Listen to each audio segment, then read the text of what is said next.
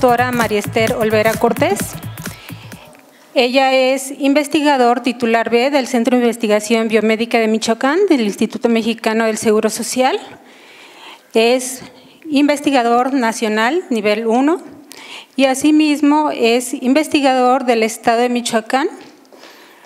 Es licenciado en Biología del Centro Universitario de Ciencias Biológicas y Agropecuarias de la Universidad de Guadalajara. Cuenta con una maestría en Ciencias Fisiológicas con especialidad en Fisiología por la Universidad de Colima y cuenta con un doctorado en Ciencias del Comportamiento, opción Neurociencias. La doctora ha sido acreedora a diversas distinciones por su labor en el área de investigación, y su principal línea de investigación es en relación al estudio experimental de los procesos neurofisiológicos que sustentan las capacidades de aprendizaje y memoria y que son afectados tanto durante el envejecimiento normal como de manera asociada a diferentes enfermedades neurodegenerativas que conducen a las demencias.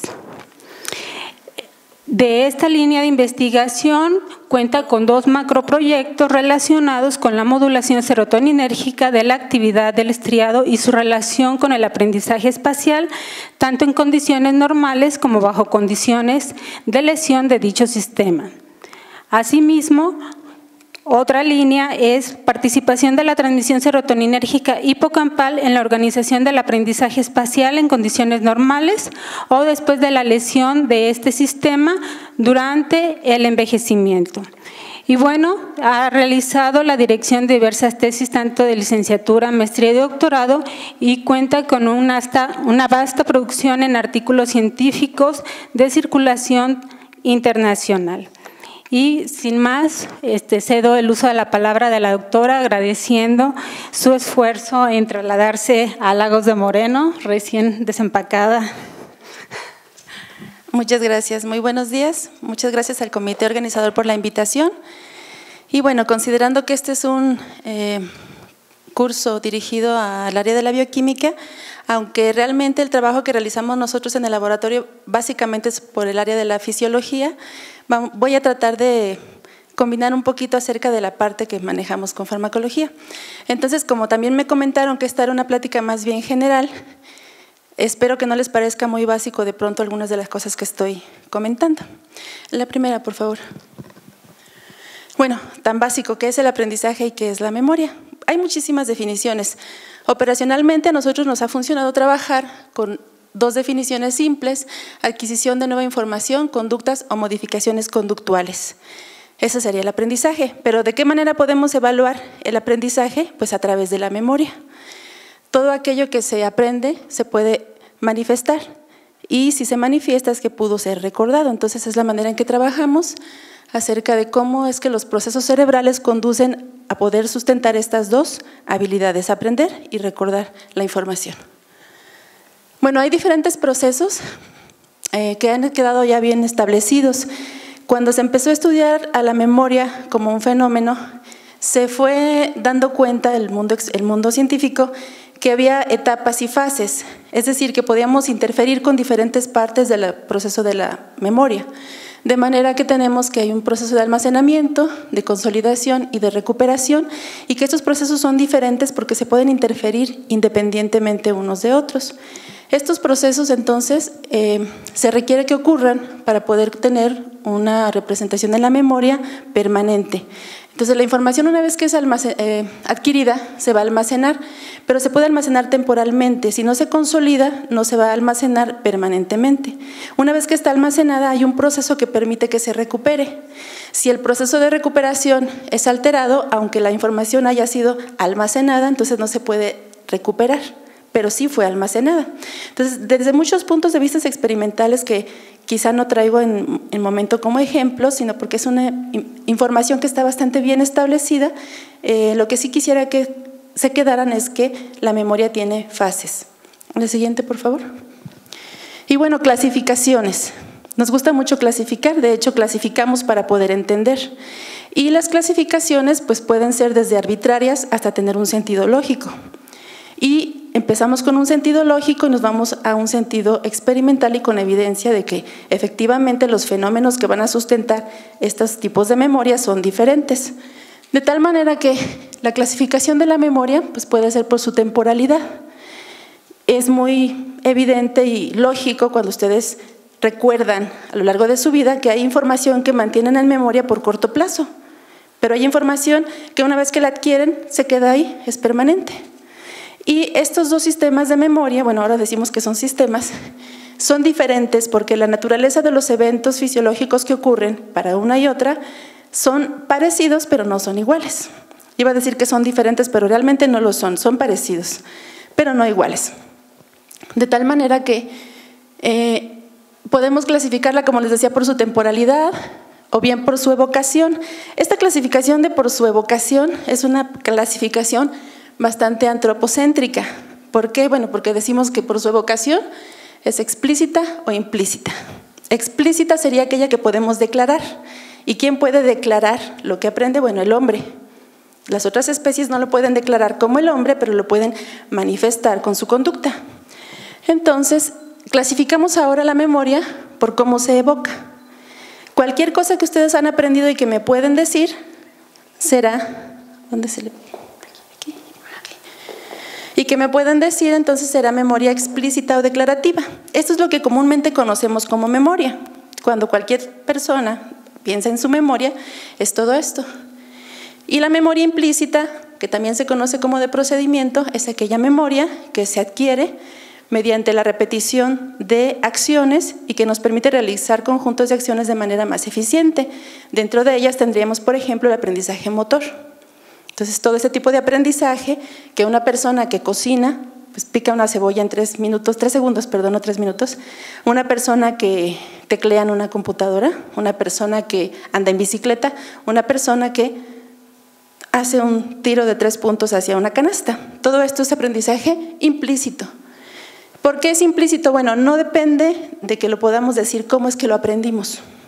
Y tampoco podemos decir cómo es que lo podemos ejecutar. De hecho, cuando a una persona que es muy experta, por ejemplo, en tirar una canasta de 3 puntos, se le pide que piense cómo lo hace y que nos lo explique, inevitablemente falla, porque estos sistemas de memoria compiten, ¿sí? Lo que hace el explícito interfiere con lo que el implícito debe hacer. La siguiente, por favor. A partir de muchos años de investigación existen principios generales acerca de cómo es que se almacena la memoria. Aquí les presento 6 puntos considerados en un libro de texto muy básico que se llama Fundamental Neuroscience, por si lo quieren revisar. Y en este se encuentran esos principios generales. Tanto la memoria de corto plazo como la memoria de largo plazo involucran cambios en circuitos neurales existentes. Esto es un poquito diferente en el sentido de que al principio se consideraba que la memoria de corto plazo se sustentaba en la reverberación de circuitos neuronales, es decir, que todas estas neuronas que estuvieron trabajando juntas para codificar esta información estaban reverberando en un circuito y que cuando terminaba esta actividad en conjunto, hasta ahí duraba el trazo de la memoria y entonces ya se olvidaba.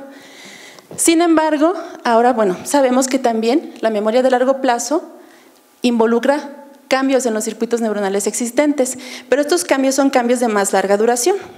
Por ejemplo, lo que se conoce como potenciación de larga duración o depresión de larga duración, que son cambios en la fuerza sináptica entre neuronas que han estado trabajando juntas, de tal manera que pueden aumentar la fuerza que une estas neuronas a través de la sinapsis y estas neuronas juntas pueden constituir circuitos que van a tener el manejo de una cierta información. Estos cambios para la memoria involucran múltiples mecanismos celulares dentro de neuronas individuales, involucran sistemas de segundos mensajeros que son cruciales para que se den estos cambios celulares, involucran cambios en los canales de la membrana neuronal, bueno, por ejemplo, como los NMDA, como los de GABA, que han estado platicando en la sesión anterior, involucran síntesis de proteína, nueva síntesis de proteína solamente en la memoria de largo plazo, mientras que la de corto plazo no. Entonces también ha sido largamente conocido que cuando se interfiere la síntesis de proteína después de que se codifica cierta información, no se consolida.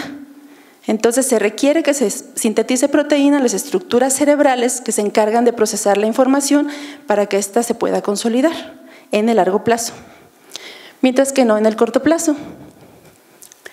Que me quedé aquí, ¿verdad? Y finalmente que existen múltiples sistemas de memoria. Bueno, esto tiene que ver la de atrás, sí. con esto que les comentaba. Tenemos diferentes sistemas de memoria, hacen diferentes tipos de procesamientos con la información, compiten entre ellos, pero además están sustentados en diferentes estructuras cerebrales. Ahora sí, adelante, por favor. Bueno, con respecto a los cambios que decíamos especializados en las neuronas, en las cascadas bioquímicas y en los canales de estas neuronas, bueno, yo me imagino que todos sabemos que la comunicación eminentemente, digamos en su mayoría, no más relevante, sino en su mayoría que ocurre entre neuronas, es a través de sinapsis químicas que liberan segundos mensajeros hacia zonas de recepción de información en estas neuronas que pueden ser espinas dendríticas, como en este caso están ejemplificadas, o bien directamente sobre el soma. Clásicamente las neuronas que están sobre el soma son inhibitorias y las que se hacen, los contactos sinápticos que ocurren sobre espinas dendríticas son excitadores. La siguiente, por favor. De tal manera que para que la memoria ocurra, tienen que suceder diferentes cambios tanto en la presinapsis, es decir, en la neurona que envía información a la otra neurona, como en la posinapsis, la neurona que recibe la información. ¿Qué tipo de cambios? Pues muchos cambios, como los que han estado platicando, como por ejemplo el incremento en la liberación, la probabilidad de liberación de neurotransmisores, aquí tenemos las vesículas, las zonas de liberación, el incremento en los sitios de liberación, con la actividad repetida entre una sinapsis entre dos neuronas, pueden modificarse entonces la cantidad de sitios activos a través de los cuales se va a liberar transmisor. También se puede aumentar el número de vesículas, como en el caso de esta sinapsis donde tenemos mucho más vesículas que son susceptibles a ser liberadas. Y tenemos, por ejemplo, una sinapsis potenciada cuando además de todos estos cambios presinápticos, en la posinapsis tenemos la incorporación de mayor cantidad de receptores a la posinapsis, a la espina dendrítica. También podemos encontrar que cambia la sensibilidad de los receptores al neurotransmisor. También podemos encontrar que receptores que previamente eran silentes se incorporen a la sinapsis. Estos son receptores silentes. Y finalmente, para un cambio estructural que pueda sustentar la memoria de largo plazo, podemos encontrar que la posinapsis se bifurca y forma una nueva contacto sináptico, una nueva unión. Todos estos fenómenos van a ocurrir como cambios plásticos que se van a permanecer en el tiempo y que pueden sustentar la memoria en el largo plazo. La siguiente, por favor. Pero les decía entonces que hay sistemas de memoria y que estos sistemas de memoria van a depender de diferentes sustrato neuronal y neural. La siguiente, por favor. De tal manera que, bueno, estos también son estudios ya muy básicos y bastante antiguos. Precisamente en un paciente epiléptico, hace muchos años ya, la doctora Brenda Milner realizó una cirugía como las que comentaba la doctora y extirpó el hipocampo en un paciente que ya tenía crisis incontroladas. Pero este paciente, además de perder sus crisis, perdió su memoria, perdió la memoria episódica, perdió su capacidad de generar nuevas memorias de los eventos y hechos de su vida. Este hallazgo clínico fue muy importante porque dio paso a varias décadas de investigación experimental en la cual se estuvo verificando la función hipocampal en cuanto a la memoria declarativa en modelos experimentales, tanto en primates como en roedores. Entonces, en este esquema podemos observar el hipocampo en una rata, que ya la doctora nos mostró muchas fotografías muy bonitas con el efecto de la epilepsia, y podemos observarlo en el plano en un cerebro humano. Entonces, cuando este paciente perdió su capacidad de memoria declarativa, la perdió, pero tenía otros tipos de memoria que estaban intactos. La siguiente, por favor. Otra. ¿Cómo sería el aprendizaje implícito o de procedimiento? Que dijimos que no dependía del mismo sistema que el aprendizaje de memoria explícita. Entonces, ¿cómo lo evalúan? Como les decía, este es un tipo de aprendizaje que se va a adquirir con la repetición de actos motores y que nos habla de una mejoría en el desempeño de estos actos y solo se puede evidenciar ejecutándolos. De tal manera que a este paciente se le pidió que dibujara entre estas dos líneas, una línea que como verán no es tan fácil y menos con el apuntador, pero además tenía que ver en un espejo, no era directamente. Por lo tanto, tenía que adaptar el movimiento a hacerlo, pero mirando en el espejo, su mano y la estrella. Esto es bastante complicado, inténtenlo en su casa y verán que es complicado. De tal manera que empieza entrenando varios días, día 1, día 2, día 3, Y bueno, empieza con muchos errores. Un error es cada vez que salga la línea de aquí, de entre estas dos líneas, pero con el tiempo lo hace mucho mejor, hasta que tiene un desempeño muy eficiente. Pero si le preguntan, él nunca había hecho esa tarea. Para esta persona era la primera vez siempre que hacía la tarea, de tal manera que podía almacenar unas cosas, pero otras no. La de atrás, más bien. Ok. Entonces, la memoria episódica la podemos evaluar, bueno, es lo que usamos en la vida diaria, y entonces cuando uno habla de evaluarla, pues cualquier cosa que se les ocurra podría servir para evaluarla. Pero lo que se hace en el laboratorio, generalmente, es presentar, por ejemplo, en este caso, la muestra de dónde está un objeto, un retraso donde no ve nada el paciente o el animalito, si es un animalito participante, y después se vuelve a colocar el objeto con otro objeto. Aquí lo que podemos hacer es reconocer, ya sea si es el mismo objeto, otro objeto, o si están en el mismo lugar. Son diferentes tipos de información las que podemos pedirle al participante. O bien, si tenemos una fotografía y con un retraso, podemos pedirle que nos diga cuál era la que había visto antes, o bien cuál era la nueva, ¿no? Cualquier cosa le podemos preguntar, pero todo esto hace evidente si esta información la adquirió, si la almacenó y si la puede recuperar. Y todo este tipo de tareas depende de la integridad del hipocampo y las estructuras corticales relacionadas con el hipocampo, como son las cortezas entorrinales. La siguiente, por favor, otra. Y ya no les hago muy grande esta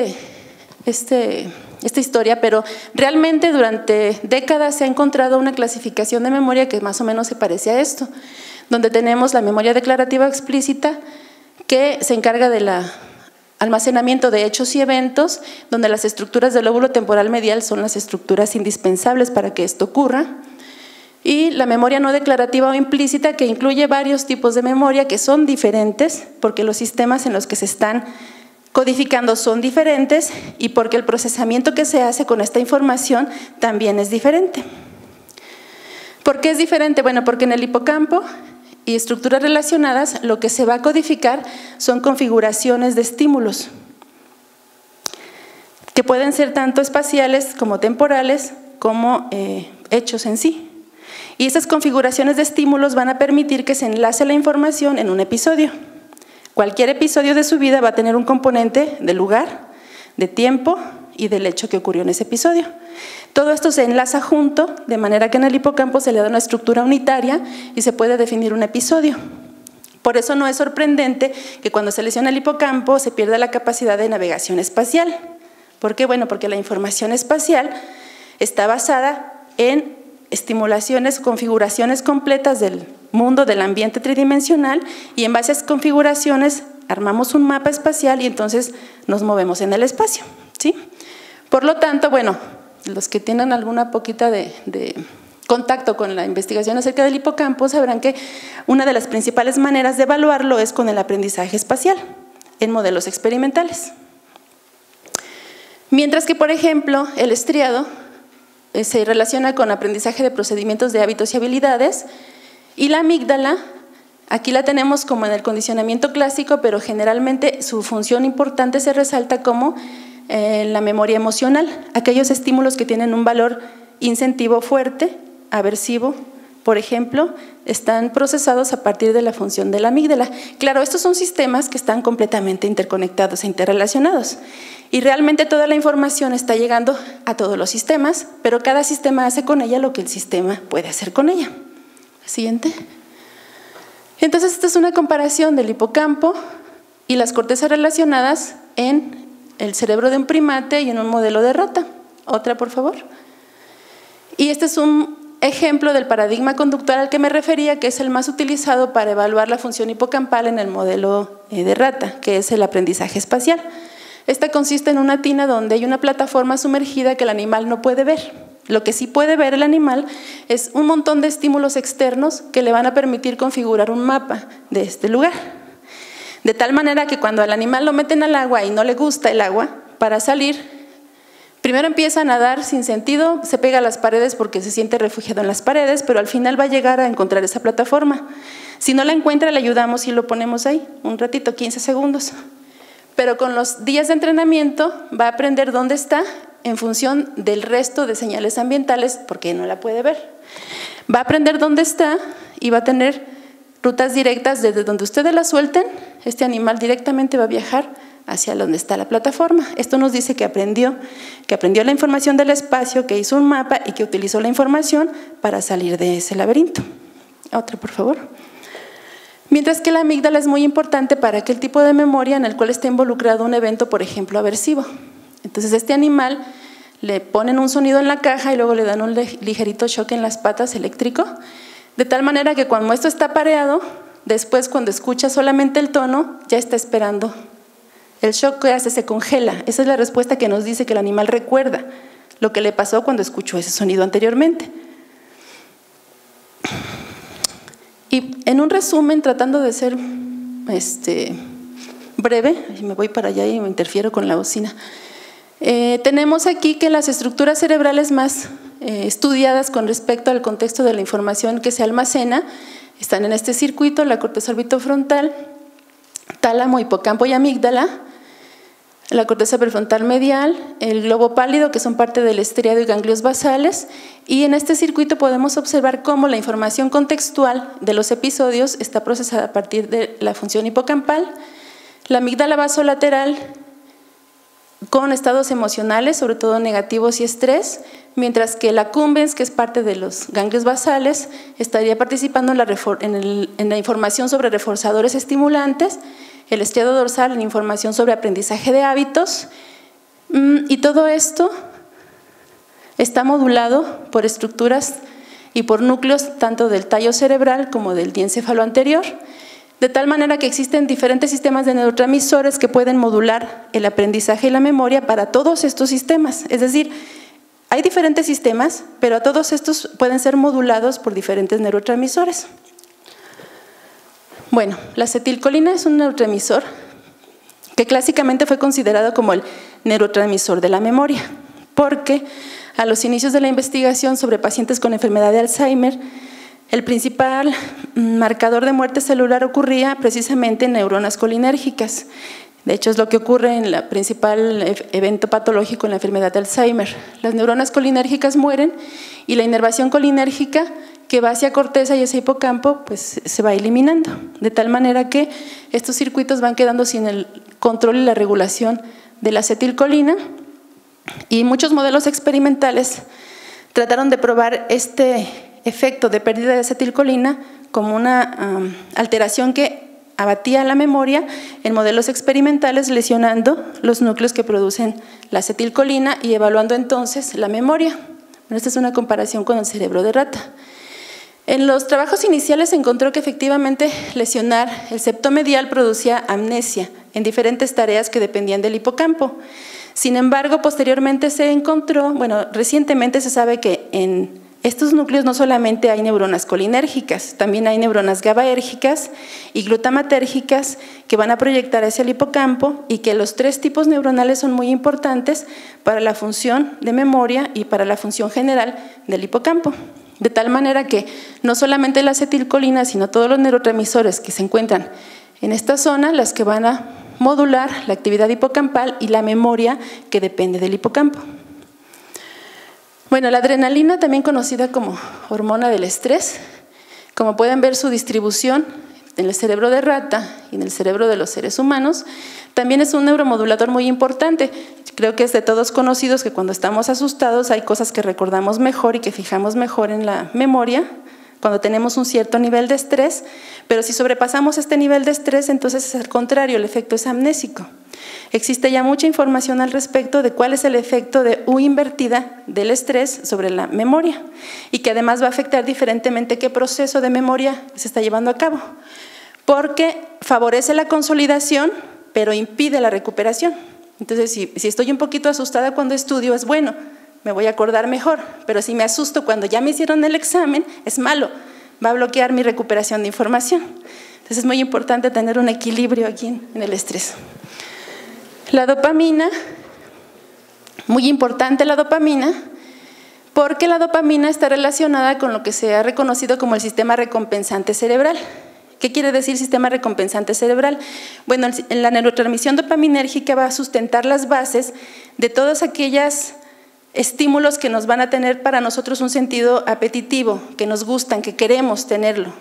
de tal manera que la conducta que desplegamos depende de estas necesidades, de saciar estas sensaciones o estos gustos que tenemos por adquirir alguna, no sé, recompensa, estatus social, novio, lo que sea, ¿no? Entonces, la dopamina es importante porque nos permite dar este valor de incentivo a todos los estímulos. Si no hubiera un valor incentivo para los estímulos, realmente biológicamente no habría sentido para la mitad o casi todas de las acciones que llevamos a cabo, ¿sí? Bueno, además de las adicciones, que no es el caso en esta exposición. Y en cuanto al último neurotransmisor que voy a manejar en esta exposición, relevante en cuanto al aprendizaje de la memoria, está la serotonina.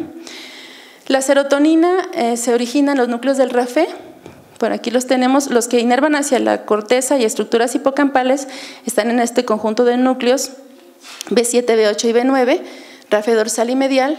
Por acá están en el ser humano también. Y muy importante, bueno, inervan hacia el hipocampo y hacia muchas estructuras cerebrales que se relacionan con la memoria. Es muy conocido el papel de la serotonina en alteraciones, por ejemplo, del estado de ánimo, depresión, ansiedad, etcétera, pero aun cuando no estén estos sistemas alterados, de todas maneras la serotonina participa en la codificación de información, en la modulación de la memoria. Pero la participación que tiene no es clara. Este es un ejemplo de una tabla en una revisión que hicimos hace tiempo, donde podemos encontrar diferentes estrategias farmacológicas que se emplearon para aumentar o reducir la actividad serotoninérgica en diferentes estructuras cerebrales, que pudieron ser además el problema de que pudo ser sistémico, cerebral, dentro del núcleo del RAFE, en el septo, en el hipocampo, y las diferentes tareas conductuales que se realizaron. Y lo que podemos encontrar, sin irnos caso por caso, pero vean esta que es el resultado, efecto: mejora, facilita, no tiene efecto. Deficiencias, mejora, no tiene efecto. Deficiencias, impide, no tiene efecto. Entonces, esto parece que no tiene ni pies ni cabeza. Bueno, ¿de qué depende todo esto?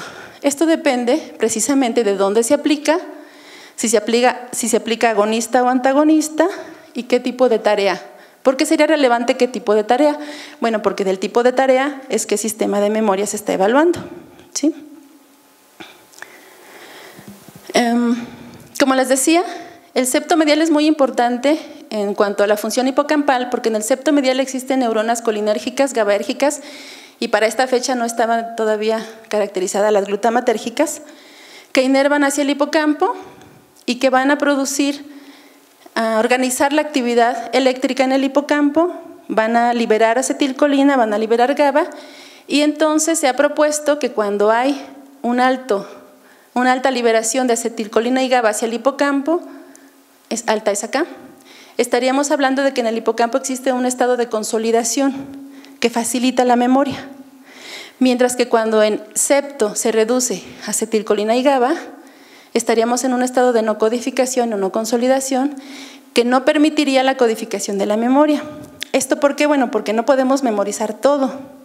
¿Hay algún mecanismo que dice esto se memoriza, esto no? Esta es una manera propuesta de cómo podía existir este mecanismo, una codificación selectiva que dependería de la liberación de estos transmisores hacia el hipocampo desde el septo. Pero yo les dije que estábamos hablando de serotonina. Bueno, la serotonina inerva no solamente al hipocampo, a todo lo que les mencioné, sino que tiene una gran influencia sobre el septo, donde altas concentraciones de serotonina reducen la liberación sobre hipocampo y bajas concentraciones aumentan la liberación sobre hipocampo. Nosotros además queríamos saber si este cambio, si existían estos cambios en el aprendizaje y si se correlacionaban con la actividad eléctrica que se produce en el hipocampo, que se conoce como actividad teta, y que bueno, hay mucha evidencia que indica que se requiere esta actividad teta para que se consolide y se lleve a cabo el procesamiento de información en el hipocampo. De tal manera que una hipótesis general de trabajo sería que cuando hay alto tono serotoninérgico se desincroniza la actividad teta hipocampal y no se codifica información en este sistema, mientras que cuando hay bajo tono serotoninérgico la actividad teta hipocampal se facilita y hay codificación de información. Otra. Más, a la que sigue ya. Este es un ejemplo de la actividad teta. Cuando nosotros ponemos un electrodo en el hipocampo directamente, podemos encontrar que lo que predomina es un patrón rítmico de actividad sinusoidal que va entre 4 y 12 Hz, ciclos por segundo, como pueden ver aquí, muy regular. Y esto predomina durante lo que se conoce como conductas tipo 1, que son conductas activas en las cuales se asume, se sabe que existe además al mismo tiempo de que se ejercen estas conductas, adquisición de información del ambiente. Entonces aquí hay un ejemplo donde está un animal quieto y se nota como no predomina la actividad teta, pero cuando está nadando en el laberinto de Morris se ve cómo predomina la actividad teta, y cuando está erguido explorando un ambiente también predomina la actividad teta. Entonces ya hay muchos trabajos en los que se ha visto que si se interfiere la actividad teta, que si se abate mediante fármacos en septo medial, se elimina la actividad teta del hipocampo sin tocar al hipocampo y no se codifica la información. ¿Sí? Entonces se requiere que esté trabajando en estas frecuencias para que exista aprendizaje y memoria. Y entonces, para que la actividad teta del hipocampo ocurra, este conjunto de núcleos y estructuras tienen que estar trabajando en un circuito que se conoce como sistema sincronizador ascendente. Entonces, para que el hipocampo tenga estas fluctuaciones tan bonitas de actividad, se requiere que se origine en el núcleo reticular pontis oralis, se transmita hacia el núcleo tegmental pedúnculo pontino, hacia el siguiente relevo en el núcleo hipotalámico posterior y supramamilar. En estos dos se codifican la amplitud y la frecuencia de la actividad del hipocampo, pero se lo van a relevar al septo medial, que como ya dijimos, libera GABA, acetilcolina y glutamato hacia el hipocampo, y esta liberación controlada es la que va a producir las oscilaciones de los potenciales de campo en las neuronas del hipocampo. Y que todo esto ocurra va a determinar que esté en un estado de aprendizaje permisivo para el aprendizaje. ¿Otra? Bueno, esta ya no tiene caso. ¿Y la serotonina qué papel juega? Bueno, la serotonina inerva prácticamente a todos los relevos, pero es el único neurotransmisor que se conoce que desincroniza al hipocampo. Por eso es que se propone que puede constituir un mecanismo de memoria o de aprendizaje selectivo, de tal manera que cuando la serotonina actúa a través de todos estos niveles se ve una desincronización, pero si eliminamos a las neuronas del núcleo del RAFE medial, serotoninérgicas, entonces en el hipocampo ya no depende de la conducta, sino que todo el tiempo hay actividad teta sincrónica. Otra vez esta, la que sigue y la que sigue. No sé por qué la puse dos veces. Bueno, al respecto de eso hemos estado investigando en el laboratorio. Lo primero que hicimos, pues muy obvio, fue reducir la serotonina del hipocampo directamente, para ver si al reducirla en el hipocampo aumentaba la actividad teta y favorecía el aprendizaje, que eso tendría que decir las hipótesis. Y entonces lo que hicimos fue reducir la actividad teta, la serotonina, perdón, y lo que encontramos, esta es la conducta, bueno, estos son ejemplos de cómo nadaban las ratas de cada grupo, uno intacto, un vehículo y uno al que se le aplicó un fármaco que es la 5,7-dihidroxitriptamina, que va a hacer que las terminales serotoninérgicas degeneren, es un neurotóxico. Selectivo, bueno, casi selectivo, se pone otro fármaco para proteger las terminales catecolaminérgicas y entonces se pone este neurotóxico y solamente elimina las fibras serotoninérgicas, es selectivo. De tal manera que podemos observar un intacto, primero el día que no sabe nada, el otro día sigue sin saber gran cosa, pero pueden ver cómo va aprendiendo la posición de la plataforma hasta que ubica bien dónde se encontraba.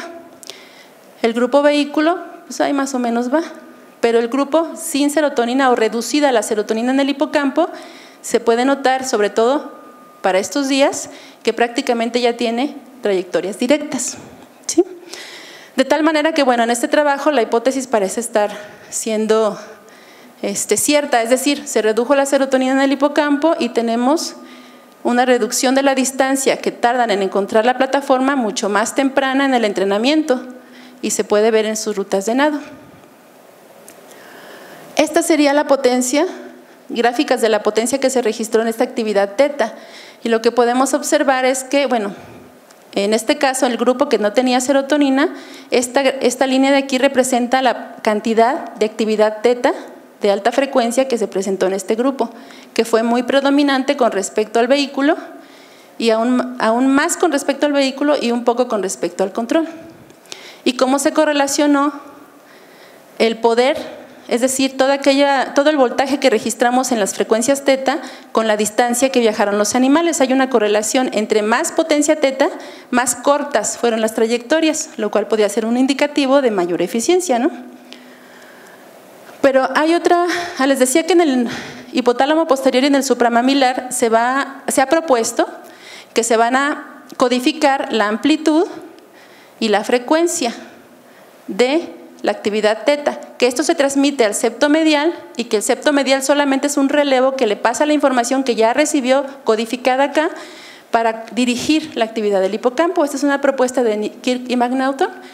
Y entonces nuestro siguiente paso fue reducir la serotonina del núcleo hipotalámico posterior y del septo, donde se codifican, en teoría, la frecuencia y la amplitud, al revés, frecuencia y amplitud. Entonces aquí tenemos la reducción del grupo en el hipotálamo, fue reducción simultánea de los dos núcleos, del hipotálamo posterior y del supramamilar. Bueno, aquí tenemos una inmunohistoquímica, no sé si se alcanza a ver algo, pero por aquí están las fibritas de serotonina. Y bueno, donde se registraba la actividad teta en CA1 y en el giro dentado. La conducta que obtuvimos fue que en los animales vehículo pues se reduce la distancia significativamente. Ay, no veo más, estoy muy ciega. Escape, latencia de escape, distancia y velocidad de nado. Y en el grupo con 5,7-DHT, latencia y distancia. Si ven que estas distancias están más altas, de hecho no tienen asterisco porque con respecto al día 1 no hubo diferencias significativas, su ejecución fue más deficiente. Cuando vemos, esta es una gráfica de la zona en la que el animal buscaba la plataforma en un ensayo que se llama ensayo de prueba, donde se pone a la rata pero ya sin plataforma y se mide el tiempo o la distancia que tarda buscando donde antes estuvo la plataforma. Y lo que encontramos, bueno, aquí está el ejemplo de dónde estaba la plataforma, es el cuadrante norte para nosotros y podemos encontrar cómo en este grupo realmente está más igual, más homogénea la zona en la que estaba buscando la plataforma, lo que nos indicaría una deficiencia. No es un impedimento total porque el animal sí reduce distancias, pero es deficiente con respecto a un animal control. ¿Otra?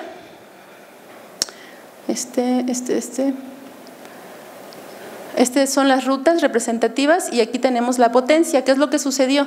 Los vehículos tienen durante el nado, porque lo registramos durante el nado, una mayor expresión de actividad teta de alta frecuencia en el hipocampo, pero los de la reducción de serotonina en estos dos núcleos tienen la misma proporción de actividad teta de alta y baja frecuencia, lo que nos dice que el patrón relativo al aprendizaje de cambios en la potencia teta en el hipocampo no se mantuvo en estos animales, por lo tanto, bueno, consideramos que apoya la idea de que sí, estos núcleos van a modular la frecuencia y la amplitud, pero además que no en cualquier punto de este sistema que se reduce la serotonina se va a producir lo mismo. ¿De qué depende? Bueno, de la función de este relevo.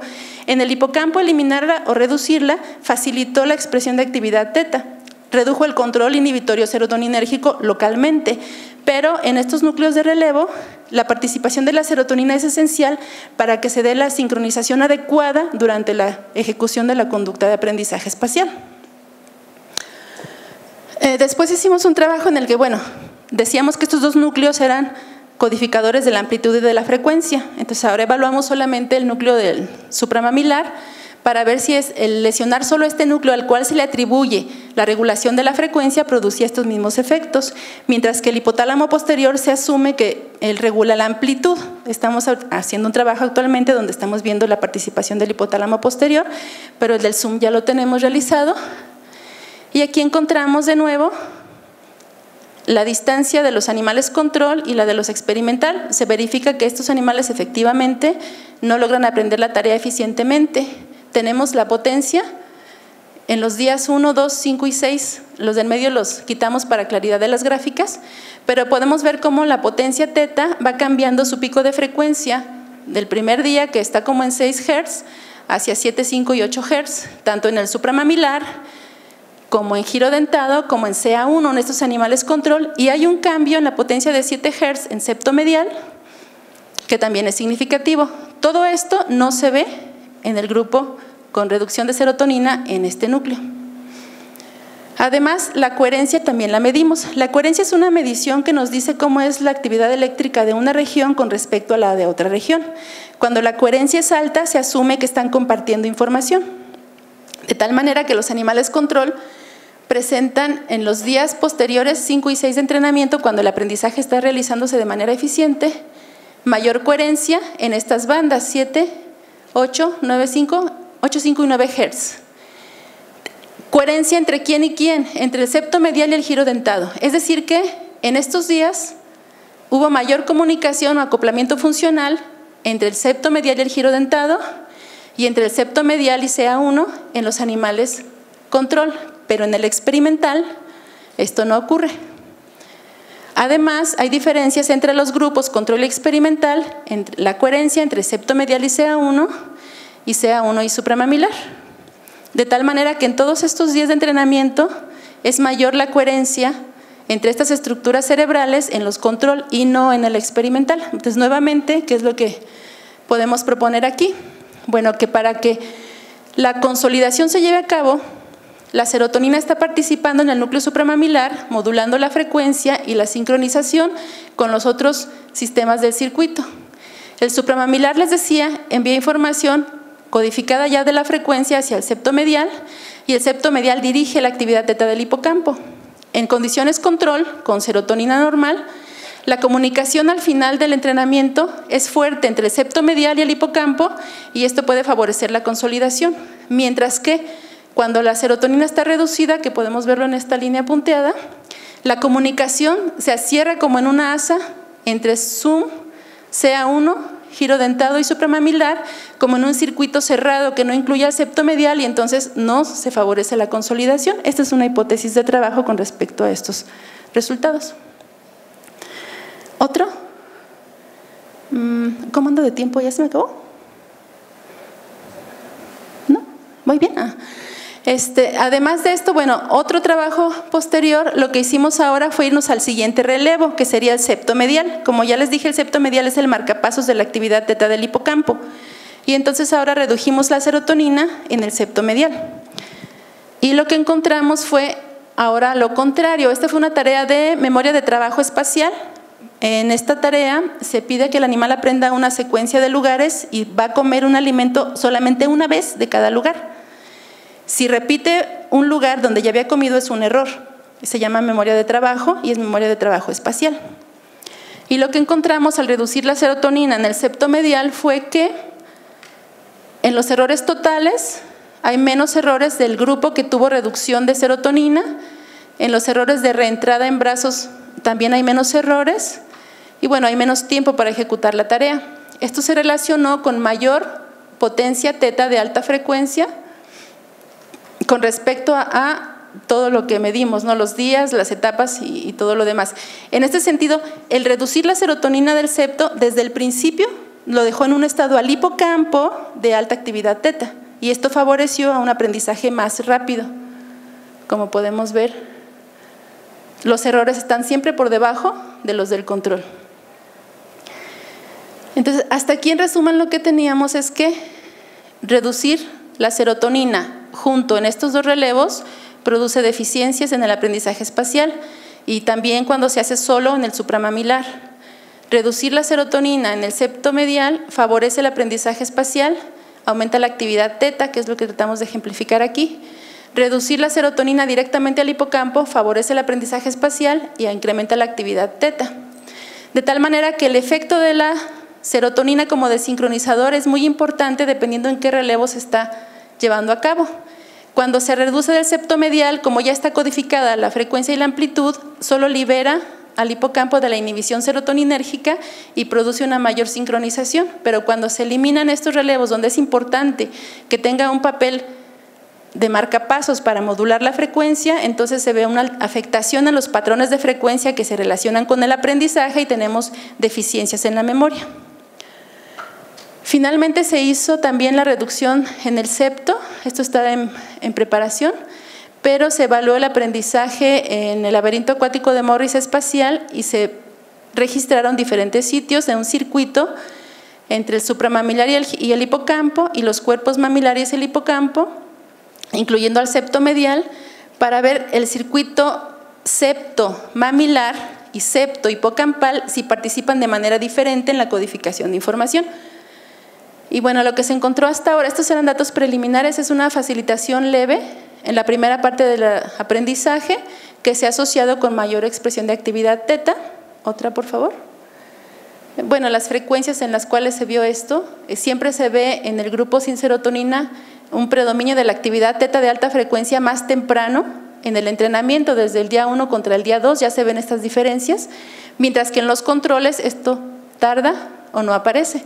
Como verán, en el septo medial aquí no hubo diferencias en controles, pero sí hubo en las demás regiones, pero más tardío. Estos cambios sí ocurren, pero más tardíos. Y finalmente, bueno, hasta aquí la principal falla de todos estos trabajos, ¿cuál es? Es reducción de serotonina a grandes niveles, es decir, a un 80%, un 50%, un 60% del contenido de serotonina, que está muy lejos del rango fisiológico. Entonces, lo que estamos haciendo actualmente es aplicar un inhibidor de la recaptura de serotonina, que es el citalopram, en el septo medial.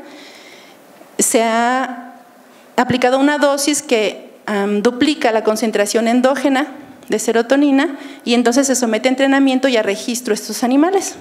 Lo que se ha encontrado es que la administración de citalopram y el incremento consecuente de serotonina produce deficiencias, incapacidad de reducir las latencias de escape en el laberinto de Morris.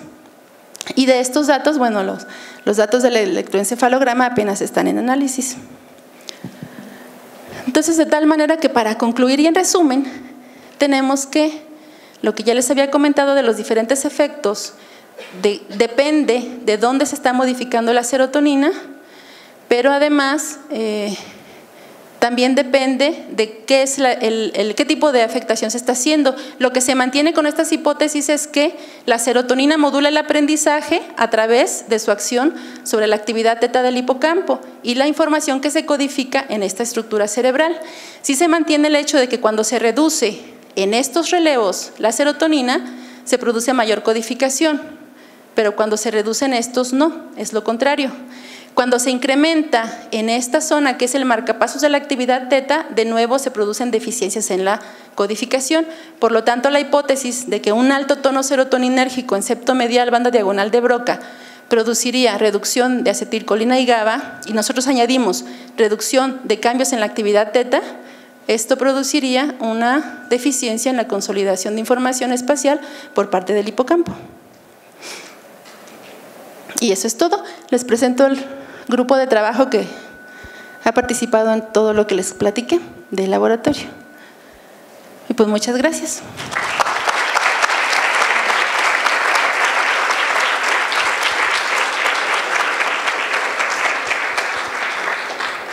¿Preguntas?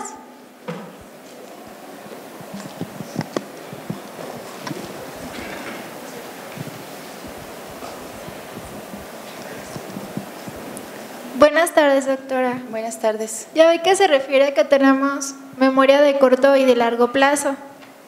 Entonces mi pregunta es, ¿a qué se refiere que la memoria de largo plazo no es declarativa? No, la memoria de largo plazo sí es declarativa. Es decir, la memoria de corto y largo plazo es una clasificación que generalmente se inició con la memoria declarativa. Para toda esa información que tenemos un momento en mente, pero luego la perdemos, ¿no? Un número telefónico, el nombre del ponente, de repente ya ni se acuerda el nombre de la plática, cosas así, que no fueron atendidas ni tienen una relevancia emocional, es cierto, no tienen una relevancia emocional relevante, no son importantes para la sobrevivencia, se olvidan. Este sería un tipo de memoria de corto plazo, pero sigue siendo declarativa, porque la podemos declarar, pero en un momento, si distraemos la atención hacia otra cosa, o si pasa el tiempo y no nos interesó más, se olvida. Mientras que la de largo plazo se lleva a cabo un proceso de consolidación que se puede desencadenar por el interés, por el nivel de activación cerebral, por las hormonas, por el estrés, por cualquier cosa. Va a favorecer la consolidación de esta información y esta sí va a permanecer en el largo plazo, pero sigue siendo declarativa. La calidad de declarativa o no depende de que la podamos expresar, es una clasificación humana, ¿sí? Aunque también pues, se evalúa en modelos experimentales de igual manera la información de corto plazo y de largo plazo. Por ejemplo, en el trabajo que les decía en un laberinto en el que bueno, no les expliqué mucho el laberinto, pero es un laberinto radial. Es una zona, una arena central y tiene 8 brazos que se extienden desde la arena central. En cada brazo se pone una comidita para la rata. Primero se le reduce el alimento para que tenga motivación.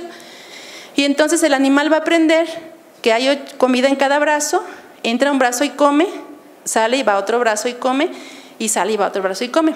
Entonces aprende la información del espacio, pero cada día aprende a qué brazo ya entró y no lo repite. Entonces se lleva en la memoria una secuencia de los lugares a los que ya entró, de tal manera que el último día de entrenamiento el animal entra a los 8 brazos sin repetir ninguno, porque tiene esa información en el corto plazo. No la va a guardar en el largo plazo, porque en cuanto termina la tarea ya no es relevante para el animal. Eso es memoria de corto plazo y es memoria de trabajo. Y es declarativa si fuera humano el animal. Es declarativa, o le dicen tipo declarativa en animales, porque la puede manifestar con su conducta. ¿Sí? No sé si queda claro. Sí, gracias, doctora.